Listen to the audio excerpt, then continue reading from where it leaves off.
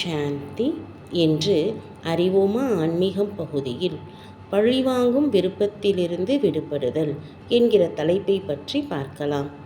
உங்களுடைய கடந்த காலத்தில் உங்களுக்கு தீங்கு விளைவித்த அல்லது காயப்படுத்திய அல்லது அவமதித்த ஒருவருக்கு அந்த கடந்த காலம் என்பது உடனடியானதாக இருக்கலாம் அல்லது தொலைதூரமானதாக இருக்கலாம்.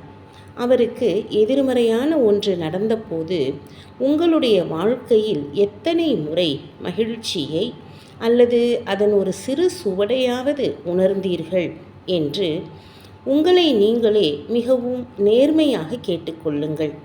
இந்த வகையான மகிழ்ச்சி ஒரு எதிர்மறையான மகிழ்ச்சி உங்களுக்குள் காணப்பட்டால் அது உங்களின் மிக சூட்சமமான எண்ணத்தின் அளவில் இருந்தாலும் கூட உங்களது வார்த்தைகளிலோ செயல்களிலோ வரவில்லை. இது சூட்சமமான பழிவாங்கும் உணர்வை தவிர வேறில்லை என்பதை நீங்கள் நினைவில் கொள்ள வேண்டும்.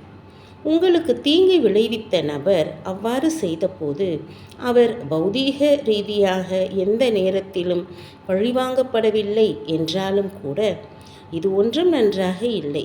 இந்த வகையான மகிழ்ச்சி என்பது பிறரின் வலியை பார்த்து தான் மகிழ்ச்சி அடைவது ஆகும். மேலும் வெளிப்படையாக இது மகிழ்ச்சியின் தாழ்வான நிலையாகும்.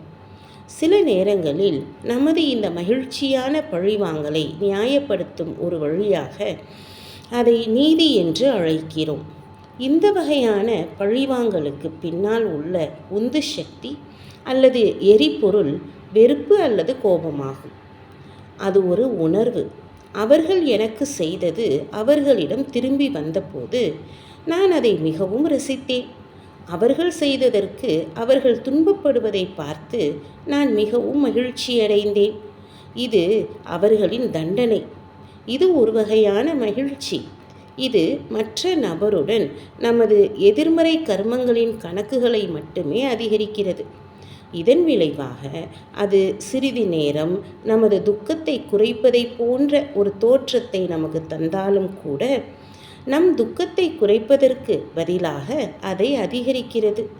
இந்த வகையான மகிழ்ச்சி மற்ற நபருக்கு எதிர்மறையான ஆற்றலின் அதிர்வலைகளை மட்டுமே கொடுக்கும். இது அவருக்கு வலியை தருவதோடு மட்டுமல்லாமல் அவரிடமிருந்து நமக்கு வெறுப்பின் எதிர்மறை ஆற்றலின் அதிர்வலையையும் ஏற்படுத்தும். அது நமக்கு ஒருபோதும் நீண்ட கால மகிழ்ச்சியை தராது.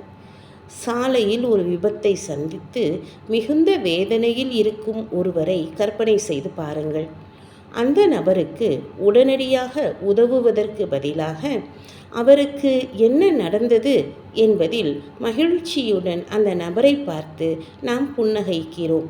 அத்தகைய நபர் நமக்கு என்ன சக்தியை அனுப்புவார்? இந்த உதாரணம் பௌதீக அளவில் உள்ளது. ஆனால் அதே கொள்கை சூட்சும அளவிலும் பொருந்தும். எனவே அடுத்த முறை இது போன்ற ஒன்று நம் வாழ்வில் நடக்கும்போது மகிழ்ச்சியின் ஒரு சிறிய சுவடு கூட நம்மில் இல்லை என்றால் மட்டுமே பழிவாங்கும் எண்ணம் சூட்சமத்தில் கூட எனக்கு இல்லை என்று நாம் பாதுகாப்பாக சொல்ல முடியும் என்று தனக்குத்தானே நினைவுபடுத்திக் கொள்ளுங்கள். ஓம் சாந்தி.